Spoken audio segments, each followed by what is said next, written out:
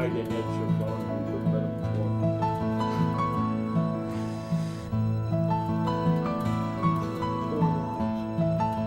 Yeah, I know he's going to read that thing all day long. What would you do with Late breaking news there.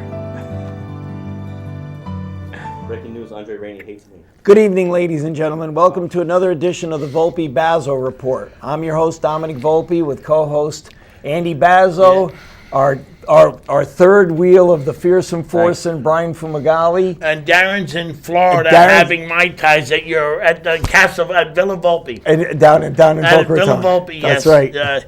Darren's having Mai Tais. But we have a So it's special Darren's guest. seat? Yes. Darren's seat. We have a special guest. And the nice what about this show is that we're not guest oriented, not guest driven. We usually have the same. But every so often, you got to have a guest because there are issues so pressing. It's a local election year. And there's been and if you look at social media, Peekskill has been a buzz with certain issues. And Frank Catalina, Mayor of the City of Peekskill, welcome to the Volpe Bazzo Thank you very Report. I much. know you're no stranger to us. Thank do you know you. Brian from I McGalley? Yes, we know each other. Yes. And you know Dominic, right? No, Dominic. A long time. Just since high school. I think you'll appreciate. You're a lawyer and you've handled divorces. I had a couple that got divorced, and I had to go pick them up at the courthouse.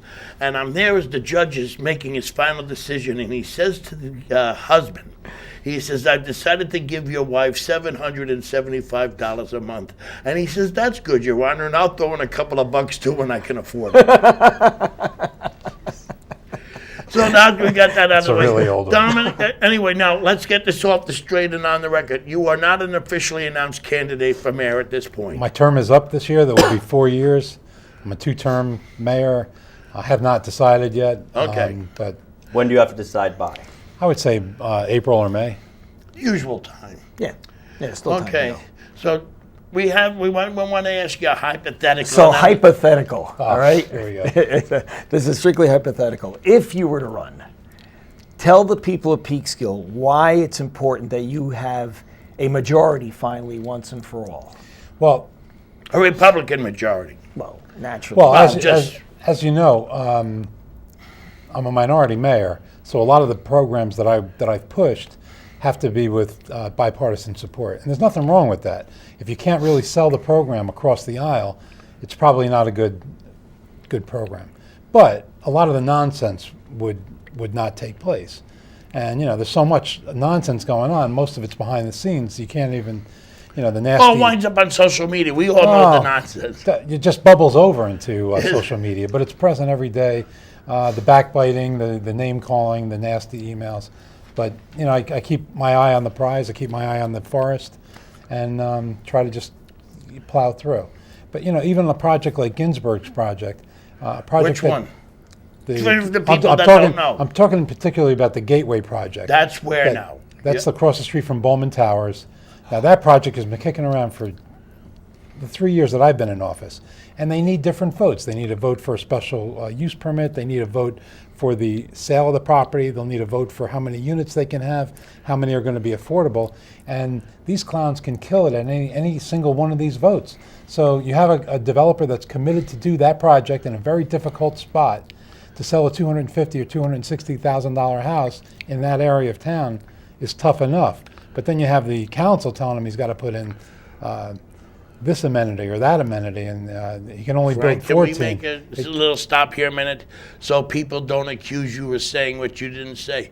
You're talking about selling that close to a highway with the noise from the trucks and all that. Yeah, You're well- not talking area itself. I'm talking the area itself is a needs rejuvenation. There's nothing wrong with that. It's not the greatest area of town, and this will be a great project to revitalize that area of town. And it's a tough sell. A $250,000 house in that area is a tough sell. Now, to bring that project almost to extinction every single step of the way is a little ridiculous.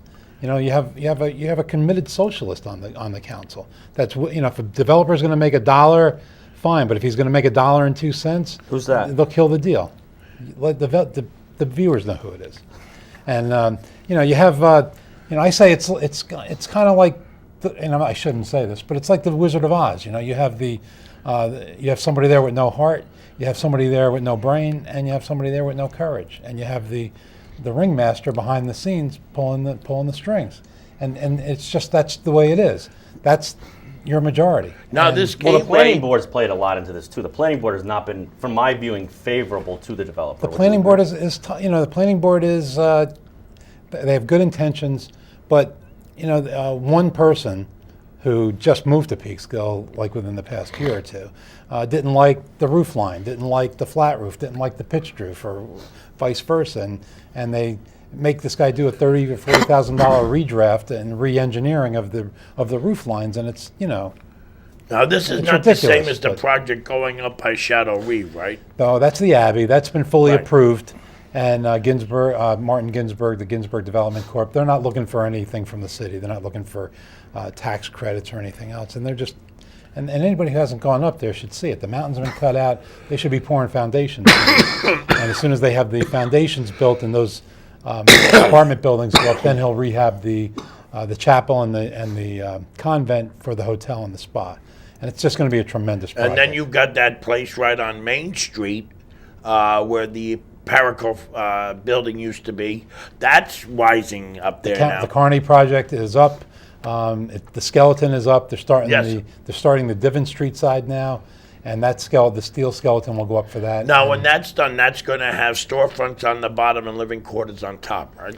but it's going to be connected to the Divon Street side with an atrium and some kiosks for shops, and it's just a tremendous project. I don't So know why you- anybody would be against it. No, I'm just saying you got a lot of irons in the fire, and we haven't even gotten past Main Street. Yeah, we have a lot And you more have- going on. So, So with a majority, so your we job wouldn't isn't have- done yet. So with a majority, we wouldn't have a lot of the Obstacles. back burning, and to know that that there's people on our council that sit there and they have no idea the economic impact a project like this can have. You know, when McHale's wants to come in and tear down the old Shady Lake building on Washington Street and bring in 30, 35 good-paying jobs to make their world headquarters right there in Peekskill, as opposed to Buchanan, that's a good thing. We should roll over and give him any. If he wants the curb cut here, give him the curb cut there. We should. That's be, what Yorktown's doing. Exactly. Yeah. We should be going out of our way, because what is good for business is good for Peekskill. Well, not only that, but businesses don't increase the use of schools. So they're paying school taxes at a higher rate than a residence. That's right. But they're not adding to the school system. They're not They're putting not a burden. kids- They're not a burden. Right, they're not a burden. So that's why, like in Yorktown, where I'm from, they've been emphasizing a lot on getting business. Now, you put up a post on Facebook. Yes, you did. There you go. And we were having fun with it. About, you said there's somebody interested in being on Lower South Street? Or is that just a rumor? Is there some, I'm not going to ask you who, because I knew you weren't ready to commit. But is that a serious, somebody seriously looking at that? Since I've been in office, I've met with at least 7 serious builders, that projects that have ranged upwards of $200 million to a low of $35 million. But That's the a lot of money. The now. latest It's almost as much as you got, Dominic. The Yeah, latest I wish. one, the latest one is just on the parcel of the Carter property and the L&L scrap metal property. Right. Just that part that the city owns, and that could be a big box type project, and that was a serious in the sense that they met and talked about it, and they've done some. My understanding is they're doing some projections now with the population, the draw that they can have for this area. Does the, So river, you're not does the ma- river hurt Peekskill or help Kills it? us. Yeah. Why? The main developers, the first ones that came in my first year, they plowed a lot of money into it, and they were going around to the different property owners to make deals and make offers on properties. And then after about 8 months, it kind of dropped off. And I met with them, and I said, what happened? And he said, it's your demographics. And I was a little offended by it, because, what do you mean, Peekskill's not good enough? He said, no. He goes, well, we put a pin on a map, and we draw circles around it.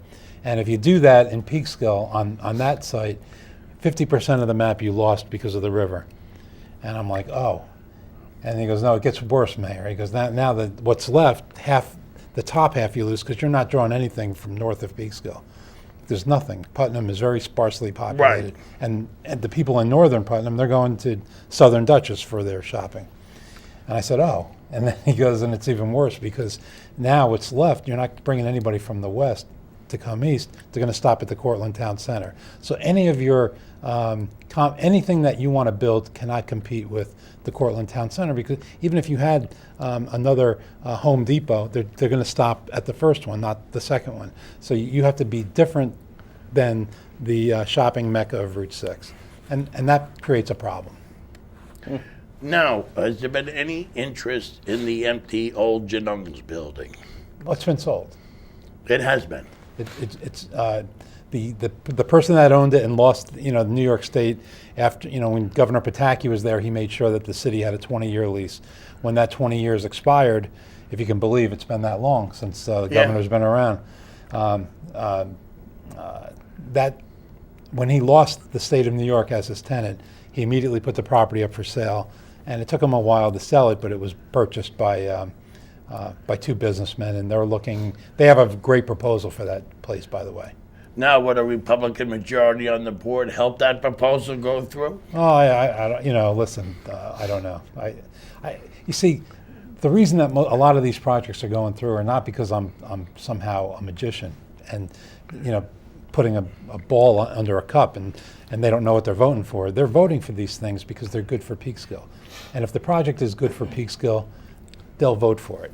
It's the after they commit to something like the Gateway project, to have the guy hang in every single time he needs an amendment to a zoning code, that creates a problem. It's like saying to the developers of the Janung's building, yeah, come in and do this, we want to do it. And then when he needs a variance to get a bigger water line in or a bigger sewer line in, tell him no. He's going to make too much money with apartments there or something. If you bring the project in, you have to cooperate with them every step of the way to make the project successful. So your job as a minority mayor is to keep the politics out of these discussions so they're just focused on whether Peekskill. this is good for Peekskill or not. I ask them, I keep my politics out of City Hall, we all have our beliefs, and listen, I don't know any Republican that's not upset with what's going on in Washington. I don't know any Democrat that was 100% happy with everything that happened under Obama.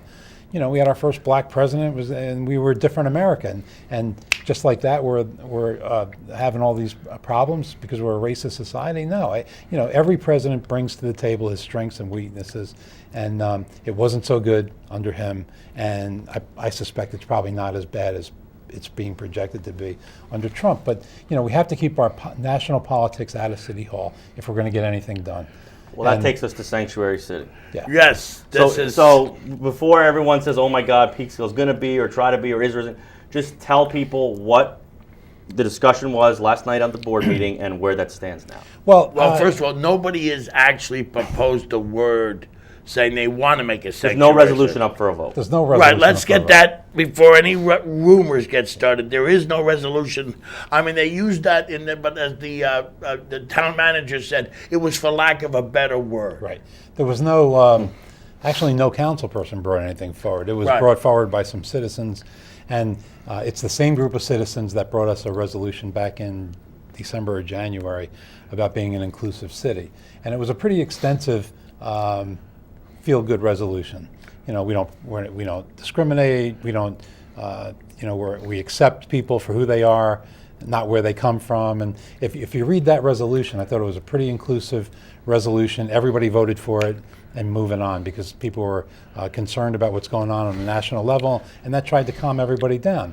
Well, of course, the people that brought that resolution to the table, they're kind of extremists. They're on the The fence. liberals, So and you can't satisfy them. I didn't say that. I said it. But they want more. They want more. Then it was the Statue of Liberty statement that included. Well, the Democrats came up with a Statue of Liberty statement that now they're saying was just a press release. Right. They're not bringing anything to the table that the city can vote on. And they themselves, here's a group, they have the majority. They can, if they want to be a sanctuary city, have the guts to say it and put it up for a vote and vote for it. You have 4 votes. So even they're not that radical. to do that. So this resolution that came, not the resolution, but the idea of what we discussed last night is just it was just a discussion about what we do and what we don't do for the federal government. But as when- far as I'm concerned, the city of Peekskill will always enforce But the I law. was there last night, and I found a couple things interesting. Number one, the lack of knowledge of certain council members in the questions they ask of basic law. Because I'm just a cab driver, yet I knew I knew the answer to those questions that the chief that they were asking the chief. Sometimes they ask that because they know the public's thinking that too. No, but you have to be really so partisan to believe that policemen, when they're taking a victim's report, We'll ask about are that. going to ask their immigration status of the victim. Right. The only people that spread that rumor are the Democrats in this life. The Republicans don't spread that rumor. Trump certainly didn't spread that rumor. It's Democrats saying they're going to ask you your victim status. But as both the chief and the prosecutor said last City night, attorney. city attorney said last night, that in all their experience, they have never had anybody not come to them as a victim of a crime to report the crime. And so we're dealing with an urban myth here. The biggest myth is that we have an immigrant population that are so scared that they can't sleep at night. Forget, they can't come out of their house. They're afraid to go shopping. They're afraid to report a crime. But not that they're that scared, but they're so scared they can't even sleep in their own homes. And the only people that are pushing that agenda are the ones that are profiting off of it. Well, I'm glad they're not sleeping at night because I work at night, so they've been riding in my cab going to Is store that to something that you store. feel comes from the national level? You mentioned national level politics coming into city politics. Yeah, of course, absolutely. I mean, and it's prevalent on the local level when they, if you're an opposition candidate or political figure, even a county executive, Rob Esterino, can't even have a town hall meeting because the people come with their paid agendas, their paid crowds, and they're there to disrupt. And it's really a shame what this country's coming to on a national level. I'm just trying to worry about litter, snow, ice, parks, highways, sidewalks, parks, and things But like that. I was For going to the- ask you about that, though. For the people that did not watch the meeting last night, a couple of facts that were brought out. Number one, unless there is a judicial warrant, Peekskill does not detain. Well, that's a misnomer too, because when there's an ICE warrant, that's an administrative warrant from an Right. administrative tribunal that we're bound by. Now, so Eric Schneiderman, or if you can believe, the highest-ranking law enforcement official in the state of New York, says, well, if it's not a judicial warrant, we should not honor it. And I don't know what oath he took, but the oath that we took is to uphold the No, law. but what was the That's- part, Eric? What was the part that Eric was trying to clarify with ICE, versus where the judicial warrant would put the police because they're not immigration officers, Right. And he says they're not authorized to do We're not authorized to enforce immigration law. right unless So that's where it needs to. If you warrant. call up and you say, I think my neighbors are illegals, I think they're here from wherever, and they don't have proper paperwork, they don't have the authority to go and investigate that as a crime. right. That's not what we do, and probably And rightly that's the so. thing that people in Peekskill have to know. That is not what the local police By the do. way, we don't get those complaints anyway, so that's another myth, that if you get these, you will not investigate it. That's part of being a sanctuary city. We don't get those complaints, number one. Number two, we don't have the power to investigate it.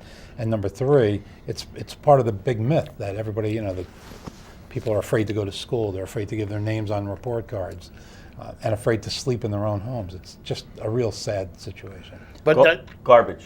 okay. That's a big issue. You guys have been talking about it forever, it seems like, on the council. Well- It's all over Facebook. I've already done 3 articles on it. People want more. Some people are mad at the head of the DPW. Some people, I had one person say, if the city had any guts, they'd increase the pickups, but they won't do that because it's an election year and what that could mean. Tell us what's going on with that and what. Well, people complain about the litter and garbage in the downtown.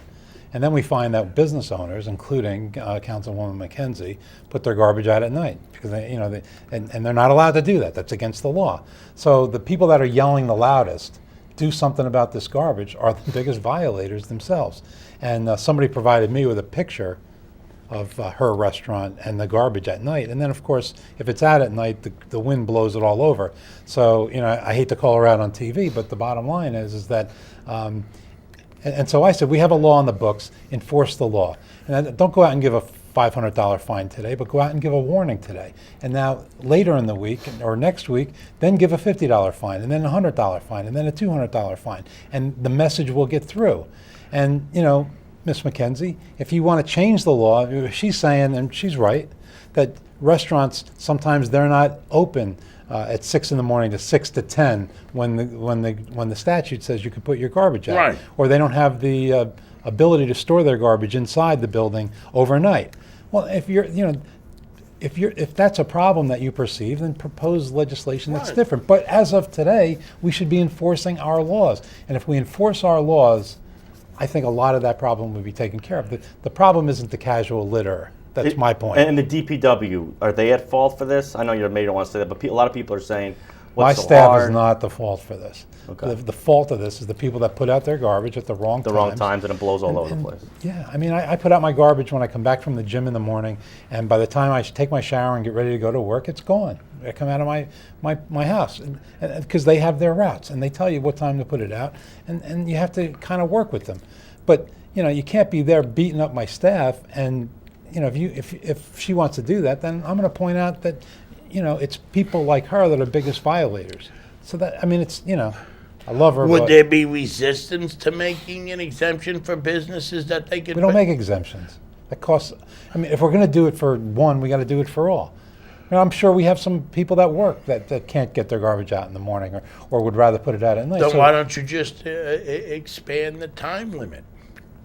well, we have 12 guys in our DPW, you know what I mean? They pick up one side of the city on one day and the other side of the city on the other day. See, like your town, we have it where you can't put it out less than 24 hours before your scheduled pickup day. Right. So that means if the people that work nights, they got, as Right. long as it's within that 24-hour period, you could put it out. That time limit is only for the downtown business district, by the way. Just other people can put their garbage out. It's supposed to be in a container, a closed container. But we're not getting problems, or we're not getting a lot of complaints about garbage in the neighborhoods like we're getting with the downtown. It's the downtown. And if every business kept their garbage in until the proper collection time, that problem would be gone like that, in my opinion. Okay, but a lot of those buildings were built years and years and years ago. Maybe they don't have the facilities. We pick for up it. every day in the downtown Oh. district. We have garbage pickup every single day. So make arrangements. That's what I say. Two things. You spoke at Terrence Murphy's forum on Indian Point, They did. real quick, and then so tell everyone what you said there, and then two people have come to me in the past couple of weeks and complained about panhandling down in the downtown, including one that said it was in front of your office. Have you seen that? Is that a problem? Wasn't us, was it? No, I have not seen that Okay. problem at all, anywhere. And years ago we used to see it, Okay. but no, I haven't seen that at all. I haven't seen somebody offer one pan. But as far as what I said at Senator Murphy's forum, first of all, he asked me if I would just welcome the people to Peekskill Okay. as the host city, and we did. And but it was striking to me that it was held at the Union Hall, and those are the faces of the guys that are actually losing their jobs, and every one of them has a family. These are 1,400 to 2,000 good-paying jobs, and I thanked the senators that came from as far as far upstate New York and way out on Long Island, and I thanked them for coming. And I said, we elected officials, we talk about Buchanan losing 48% of their income, the school district losing so many $30 million, the Henrik Hudson School District. I said, but these are the actual faces of the people that are going to be hurt. So when you talk about a remediation plan for the municipal governments and school districts, keep in mind these are the people that actually need the help on the grassroots level, and to keep them in mind. And Just from a political point of view, I've never seen, Puglisi, supervisor in Cortland, she's a Democrat, and you have Democrats and Republicans all focusing their ire on this at the governor, and which is unusual for both. And then to me, it's been very strange, or for whatever reasons, there's not much reciprocation coming back from Cuomo's. well, first of all, administration. Linda Puglisi has been the supervisor there forever, Yeah. and she governs in a nonpartisan way, and she governs in a very efficient way, and I think she's an institution, and that's how all local government should be. I try to emulate her. And the same thing with somebody like Sandy Gale, who's been around forever in a bipartisan way. Now, with that being said, some things really just hurt our area, whether it be the barges, whether it be the closing of Indian Point, whether it be this pipeline.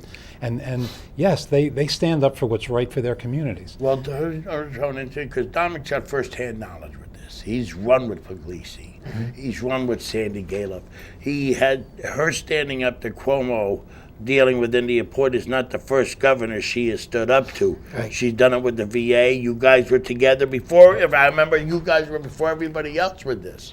But I've spoken to a couple of Entergy officials. To be quite honest, I mean, I know there's a lot of politicizing in this, but the fact is Entergy is leaving only because it's costing too much for them to But continue their why is it operations. costing them? Well, because if you can buy, for example, a megawatt from Niagara Mohawk or the St. Lawrence River, why would they continue? That's what it comes down They're to. leaving because of 2,200 lawsuits and various petitions to the NRC. That's basically That's what the Puglisi expense herself that's said too. That's the litigation expenses. That could be. If they're making money, they're going to stay. If they're not making money, they're going Well, to. how can you make money with 2,200 petitions? Like they can't hire. You know how much they make a day? Why was the Riverkeeper brought in as a party? to They're not an negotiate the elected body. closing? No one elected them. What were they doing in that If conversation? it wasn't, That if it wasn't political, why were they brought in? I that's would bad. think, though, that the biggest argument Yeah. is that you had a governor come in and make a secret deal without notifying any of the elected officials that this affects, whether it be Cortland, Peekskill, the county legislator, the county executive.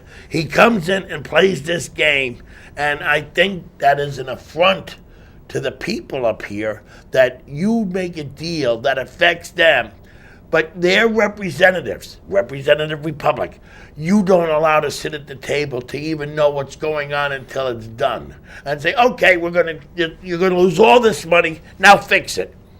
Everyone agrees on that point. I don't know how much time we have left. 2 minutes. Human Rights Committee. What's going on? What is it? What's going on with it? I hear there's petitions. Is it going to be filled?